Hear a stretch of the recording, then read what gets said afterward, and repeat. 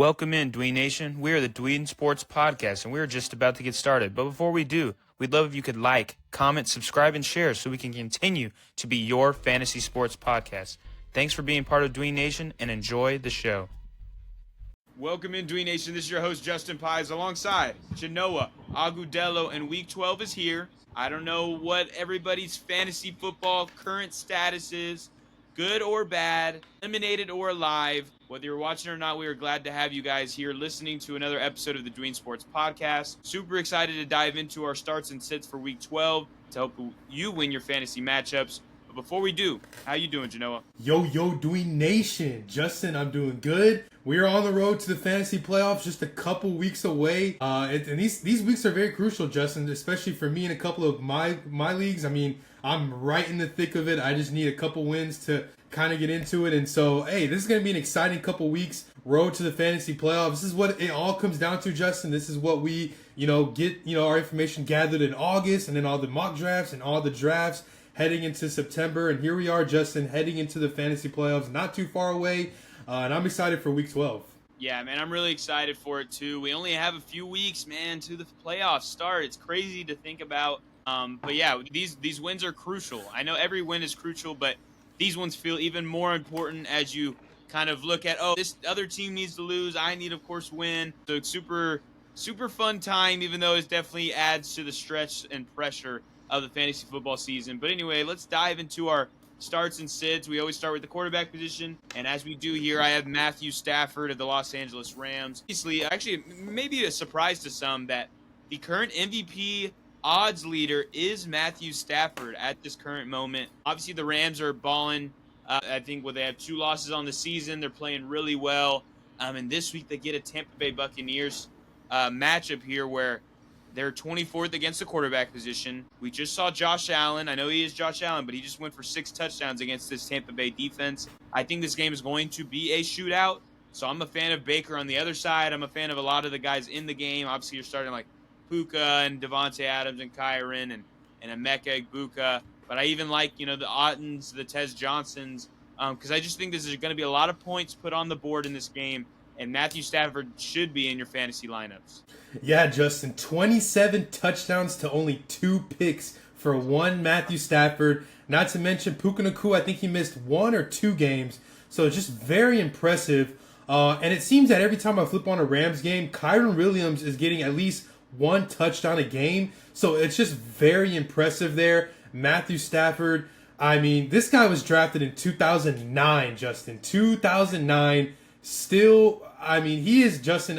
He is a borderline top 10 quarterback of all time. For me, he's top 15 for me of all time. But man, I tell you what, Justin, he is knocking at the door at top 10. Very impressive year he's had. And yeah, the Tampa Bay Buccaneers defense have been pretty awful. I mean, this past week, Josh Allen went crazy. But the week before, they were home against the Patriots, and Drake May sliced them up for a couple touchdowns as well. And so you get a Sunday night matchup. And the Rams are kind of knocking on the door for the number 1 seed in the NFC. I know right now, I think it is the Eagles, but there's still some time there. So yeah, the Rams are on fire, and you know what, Justin? They're both 8-2, and this game at home against the Buccaneers, I mean, he's going to throw it all over the place. Not to mention, Devontae Adams only had 1 catch for 1 yard for a touchdown. I think he goes over this week. Puka Nacua had probably his worst game of the season this year. He's going to have a bounce back. So I love Matthew Stafford this week. For me, I'm going to go with Patrick Mahomes. Now, this time last year, Patrick Mahomes wasn't really a quarterback that we're excited to start. The Chiefs are winning games by, a possession or whatever it may be. But this year, Justin, they're 5-5, and I'm looking at the schedule here. It gets sweeter up until Christmas Day against the Broncos. But it starts now, Justin. This week they got the Indianapolis Colts at home. And you know what? I like where Patrick Mahomes is right now, 5-5. You lose to the divisional rival last week. And the next 3 weeks, you have Dallas next week for Thanksgiving. But this week against the Colts, I think that the Colts are due for another loss here. And I'm sorry, I just don't see Patrick Mahomes going out without a fight. He's got his full roster in front of him. Obviously, we saw Travis Kelce score a touchdown last week. We got Rashee Rice back. We got Xavier Worthy. We got Hollywood Brown. Nobody here really on the injury report as far as Isaiah Pacheco. but it doesn't really matter. I think this week, Patrick Mahomes is going to throw it all over the field on Indianapolis Colts. He has a winning record against the Colts. Not to mention, I think the last time these two teams played, if I'm not mistaken, Patrick Mahomes did lose. This could be in 2022, but I could be wrong. It was one of those losses where it was one of their first losses at the season at that point in time. And here we have a matchup where you have the one of the MVP candidates and Jonathan Taylor coming into town. You got Daniel Jones. They're all coming off the bye week there. 2 weeks ago, they had a dominant win against the Falcons. Well, not dominant, but kind of walk off in overtime. And I feel like Patrick Mahomes, he's got something to prove. He is not liking what this season has been to him. It hasn't been a great season so far. But I think at home, he's got all his targets. He's going to unleash. I think Andy Reid's going to pull out all the tricks in the bags. And I think this week at home against the Colts, I think he can end up with 3 to 4 total touchdowns. No, I think this game is going to be higher scoring than maybe last week's Chiefs game, because I think the Colts can still put up points even though they're playing it against a tough defense, and that only helps Mahomes. And I think a lot of people are doubting the Chiefs now because they're 5-5. They wouldn't make the playoffs if it started today, and then they're playing against a team that is, I guess they're technically second in the conference in the AFC behind the Patriots. But man, the Colts have been on fire this season. And I agree. I think the Chiefs are going to make an example out of them. And I think Mahomes does have a really good bounce-back performance. I don't see him having 3 straight fantasy football games with 15 points or less. That doesn't. Yeah. That's not up to what we've seen this season. He's still the quarterback 4 in the year. So I think it's a great take here, and I think he is a must-start. We'll move to the running back position where I got David Montgomery. He is one who has struggled as of late fantasy-wise. Obviously, last week, all the Lions struggled because they played against a tough Philadelphia Eagles defense. But, man, looking at Montgomery, since week 6, he has scored more than 10 points, a grand total of 0 times. It has been a very bad struggle. But this week, I think, is a major bounce-back spot because they play the New York Giants. It's a great matchup here. And we all know the Lions off of a loss, and especially in a dome at home, I think it's just – the Lions are going to take out some much-needed anger this week, and I think Montgomery finds himself in the end zone not once but twice this week. Yeah, Justin, I love it. I mean, look at the past couple weeks. It's been kind of the Jahmyr Gibbs show. Obviously, last week, he did have over 20 fantasy points in a game where the Lions didn't really do much. The week before, he had 41 fantasy points, and then on the flip side, Montgomery hasn't really been doing much. So they get a matchup at home against the Giants where, you know me, Justin, and with these Lions, when they're at home, anything can happen. They can turn on 40 to 50 points at home, especially against a team that's hurt and not going to make the playoffs. And Dan Campbell coming off a loss. And then that week when they're at home, he unleashes everyone. Everyone eats. So I love David Montgomery. For me, I'm going to go with Quinshon Judkins there. I love the matchup at Vegas. You saw Javonte Williams got near 100 yards just a few nights ago at the Raiders. But I think this Browns offense is going to be reliant on Judkins this week. I love the matchup. You don't have to worry about any weather conditions. Not to mention, Judkins has been a little quiet the past couple weeks.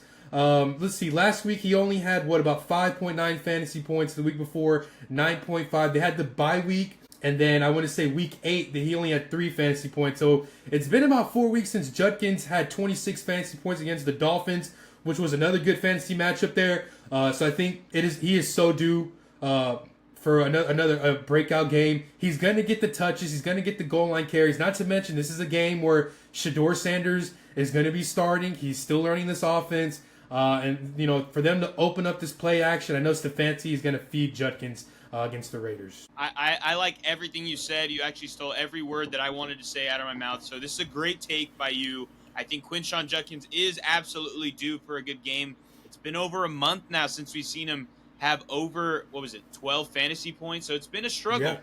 Yeah. And yes, the Browns aren't a great offense, but introducing that new quarterback you mentioned, Shedeur Sanders is going to start this week.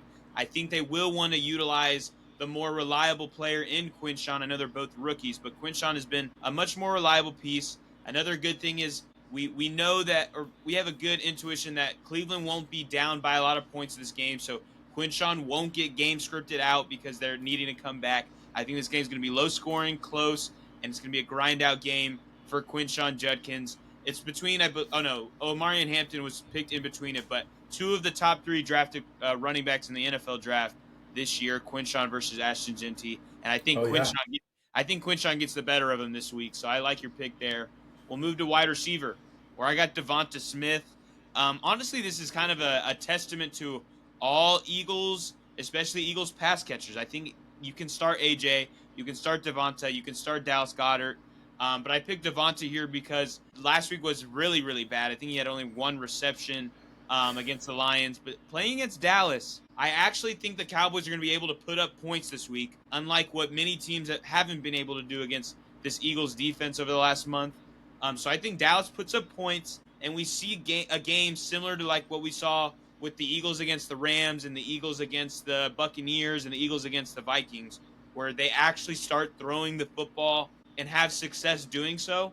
And so I think Devonta Smith gets in the end zone. I think AJ gets the end zone. And I think that we finally see a good offensive performance from the Eagles. Yeah, Justin. I mean, you saw last week. I think it was it Trey Tucker who scored a touchdown. He has a similar build to Devonta Smith.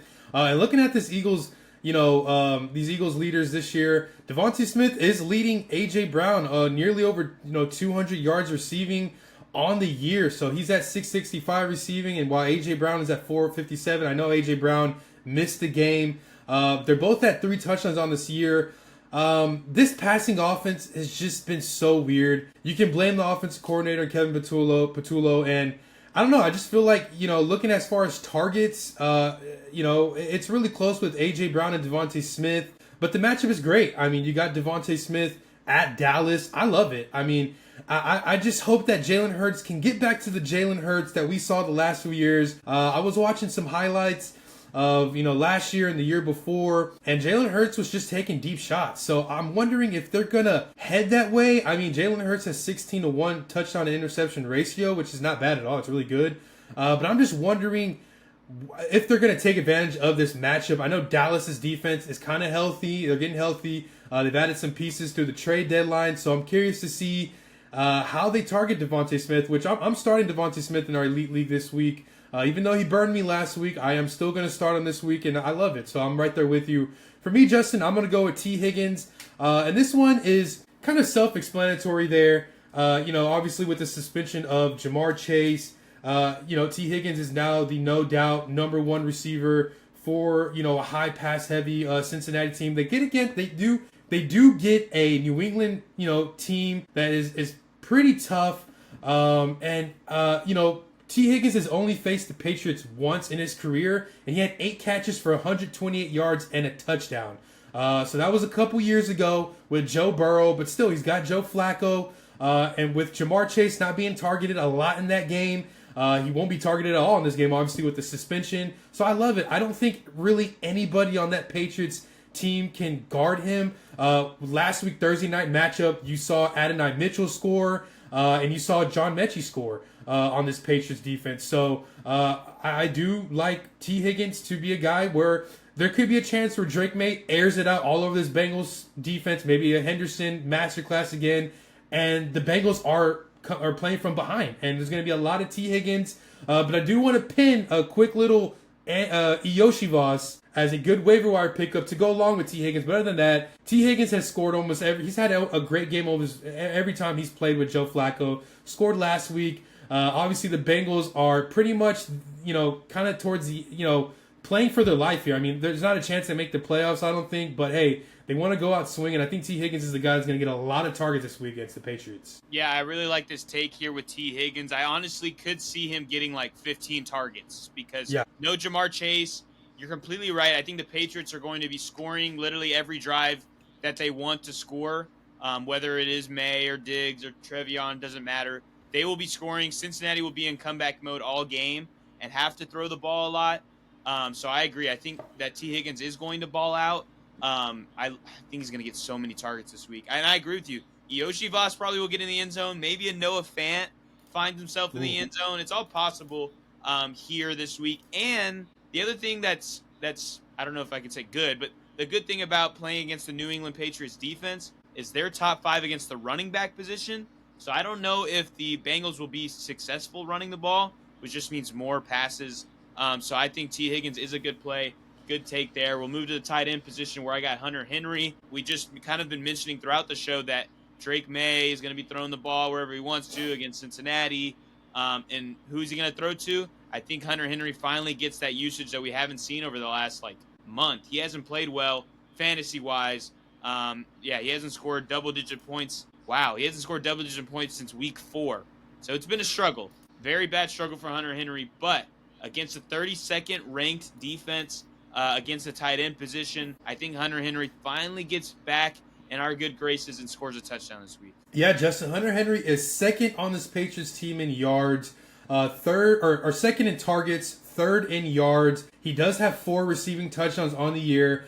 Drake May's just been on fire. Obviously, Diggs has been getting getting a lot of love. You got Pop Douglas past couple weeks. A couple weeks before that, it was Kayshon Boutte who was out, but now he should be back in the lineup. You get a little bit of Matt Collins, but I like it this week against the Bengals, which, Justin, this is one of the worst defenses I've probably ever seen. I think I've seen a stat that the Bengals are on track to allow, I want to say, the most points or the most yards in a season. I think they passed up the 2020 Cowboys that year.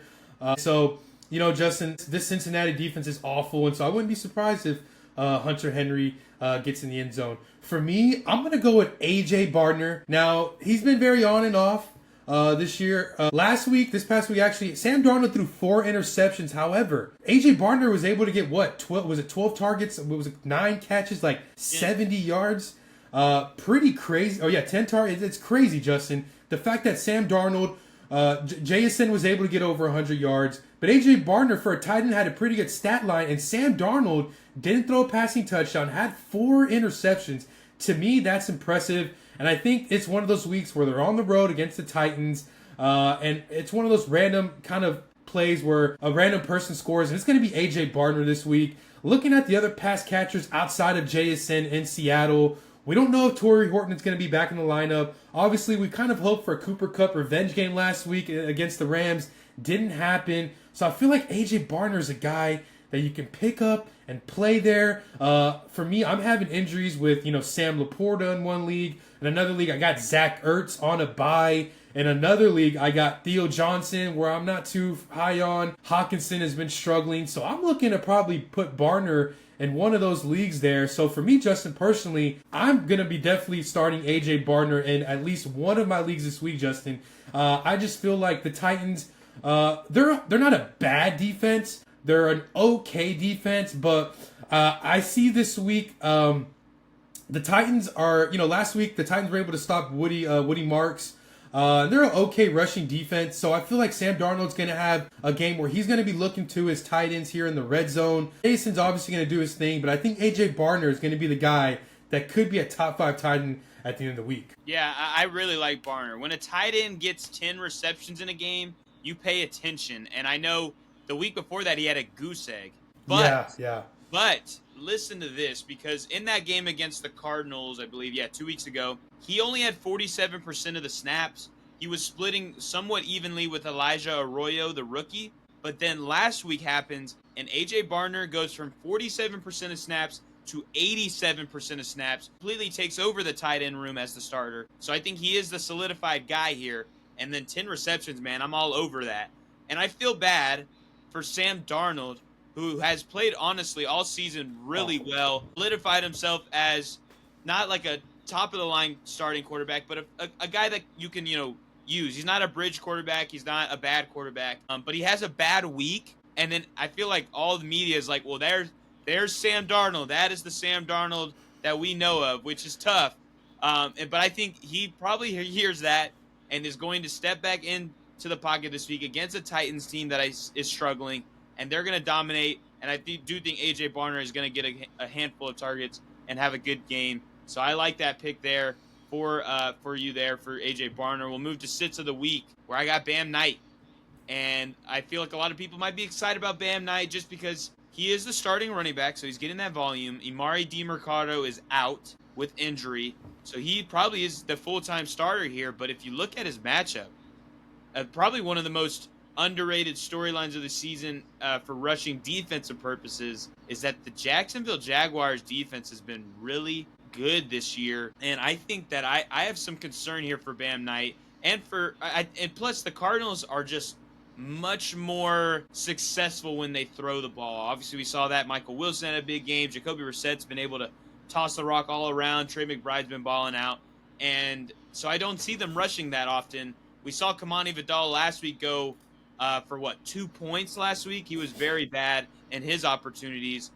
So I think that Bam Knight struggles. Any sort of rushing attack struggles. If you want to throw in a Michael Carter, please don't do that. Stay away from Cardinals running backs this week. Yeah, Justin. Jacoby Brissett, I think, set an NFL record, 47 completions. So that'll tell you something there. And I just feel like, they're probably someone random. I'm having a prediction. If I'm kind of looking, you obviously mentioned Amari DiMercado. He's doubtful for this game. He's most likely not going to play. Trey Benson's not going to be activated for this game. So it's down to Michael Carter and Bam Knight. But Justin, I wouldn't be surprised if Saturday evening, Sunday morning, they activate another running back or two for this lineup, and we don't even see much of Bam Knight. Not to mention, you mentioned Jacksonville is a tough defense, and I just don't see it. I mean, Bam Knight only had 24 yards rushing last week against the 49ers. He's not going to get those touches. And Jacksonville is pretty tough at the running game there, so I agree with you. For me, I'm going to go with Daniel Jones. And this is one of those things where a team, right, Justin, they start off really hot. Right? 2020 was those Steelers. They started off 11-0 and they fell off the cliff. Last year, I remember it was the Minnesota Vikings with Sam Darnold. They were like 5-1. They lose to Detroit, and then they lose like two out of the next couple, and they kind of go downhill. I'm not saying it's going to happen with the Indianapolis Colts, but I just think with Daniel Jones, I just feel like they might be falling off a cliff for the next month. And here's why. When you go to Kansas City, this is a 5-5 team that has a lot of pride. They just made the Super Bowl. They've made the last, 3-4 Super Bowls. And I feel like Daniel Jones I just don't feel like this is his game on the road to dominate a really tough Chiefs defense. And I just feel like, we might see a little bit of some shade of some New York Jones, Daniel Jones. And I just feel like this Chiefs defense is really tough against opposing quarterbacks. They're not going to let you throw all over them. They're especially not going to let you run all over them. And I feel like, yes, JT still might have a great game, but Daniel Jones on the road in a ruckus crowd at Arrowhead, I just don't see him having a great game. Obviously he faced a somewhat solid, weird defense a few weeks ago against the Falcons, and Jonathan Taylor just took over. You didn't see much of Daniel Jones that week. And I feel like that might be a thing this week on the road in Kansas City, where I feel like we talked about Patrick Mahomes as a start. I think he's going to jump ahead, toss a couple touchdowns, and I just feel like Daniel Jones will get out-coached there. You got Spags calling plays. They're going to throw a ton of blitzes at him, and I just don't think he will be able to adapt. Obviously, there's going to be a topic when we get to starts and sits, pick'ems about when we talk about the games of the slates, Kansas City and Indianapolis. I just feel like this Chiefs team is going to turn on a different gear for the next month to make their way to the playoffs. They're still in the hunt. And I feel like this is a winnable game for the Chiefs. Defense is going to be rocking there. Chris Jones is going to be running after him all night long. And so give me Daniel Jones as a sit. I think in a couple weeks, he has a couple matchups later down the line, which is good. He could have a great game. But I just don't like the road matchup. If they were in Indianapolis, I think differently. I'd say, Daniel Jones is a good play. But on the road in Arrowhead, I just feel like the Chiefs defense is going to, outcoach him. Andy Reid's tags, they're going to be able to get to Daniel Jones. He's going to struggle that first half. He's going to fall behind. He might throw a couple picks, might have a couple bonehead plays. So that's why I'm putting Daniel Jones as my sit of the week. Yeah, honestly, I'm looking more at his outputs this season, and maybe we should start having that conversation of Daniel Jones struggling as a road quarterback, because if you look at his best 4 games of the season, they're all at home. His 2 losses on the year were both on the road, and against Kansas City on the road is a really tough ask. The only thing that I could push for him this week is Kansas City's, their calling card defensively is their rushing defense. Now you're talking about Jonathan Taylor here, so I'm not saying they can't run the ball this week, but they might have to throw it a little bit more based on how good the Chiefs' rushing defense is. So I agree that I'm definitely hesitant on Daniel Jones. There are some names, though, I still start him over. I would start Daniel Jones over Jordan Love, over Joe Flacco, over what about Purdy? Young. I would start Purdy over Daniel Jones. Okay. Dak is the tough one here because they're both playing against a tough defense. But I'd lean Dak. I'd barely lean Dak, though. That's a really close one. I would pick Daniel Jones over Caleb Williams. I don't like Caleb Williams this week. Ooh, But yeah, okay. that's kind of where the line is. I'm starting Stafford. I'm starting Baker. I'm starting Dart if he plays. Purdy, you mentioned. I'm starting Sam Darnold. I like Sam Darnold this week. So that's kind of where the line is for Daniel Jones for me. But yeah, I feel you. There definitely is worry here.